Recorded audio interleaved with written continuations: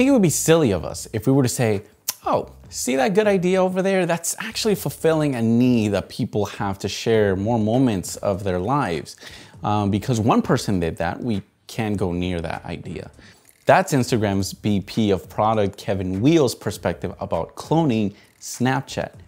He's the man in charge of bringing Snap CEO Evan Spiegel's vision to much larger audiences.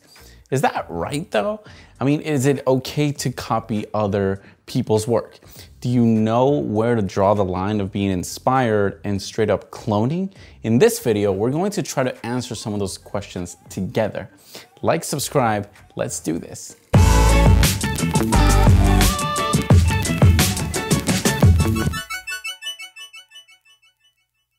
The fact is that a lot of films you see today are based off the building blocks of the artist and work that came before. This is a practice that naturally happens in several industries. If social apps didn't copy each other, there'd only be one app with a feed, one with hashtags, one with image filters, one with user profiles, and one with like instant messenger, right? What does that mean then? I mean, is it honorable for filmmakers and artists to copy each other's work? Maybe only some parts of it? Where do we draw the line? I mean, I don't think it's right for somebody to copy another man's work and claim it as his own, no matter what. That's my stance, and I fully respect anyone else's opinion on this subject. I love to know others' opinions and other people's point of view. I also admit that I don't think I have the answer or the absolute way to draw the line between being inspired by an influencer, filmmaker, or artist and adapting certain pieces of style and copying someone else's work.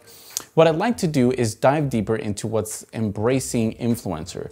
What does it mean? And how we can benefit from that. What does it mean to embrace your artistic influencer? A sure way to suppress your artistic style or voice is to watch a film and make a carbon copy of it.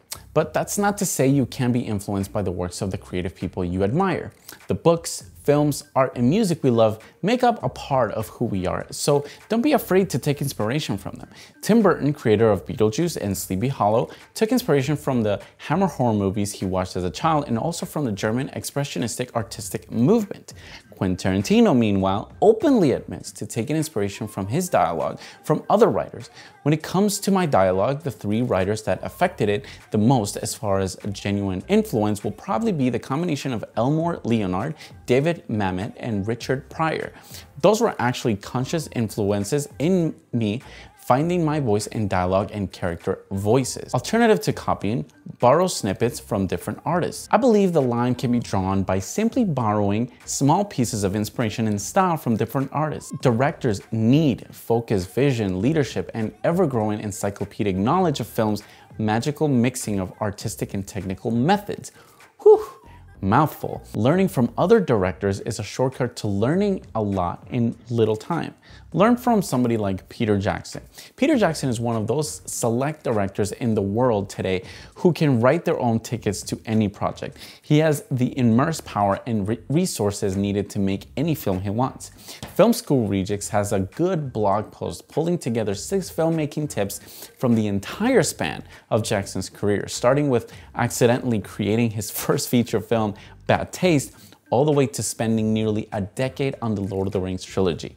There are some great lessons to be learned from one of the most inclusive directors around, so definitely check that out. I'll link it below. Learn from somebody like Martin Scorsese. Martin Scorsese is probably the granddaddy of directors around today, other than Spielberg, of course, who has a deep knowledge of cinema.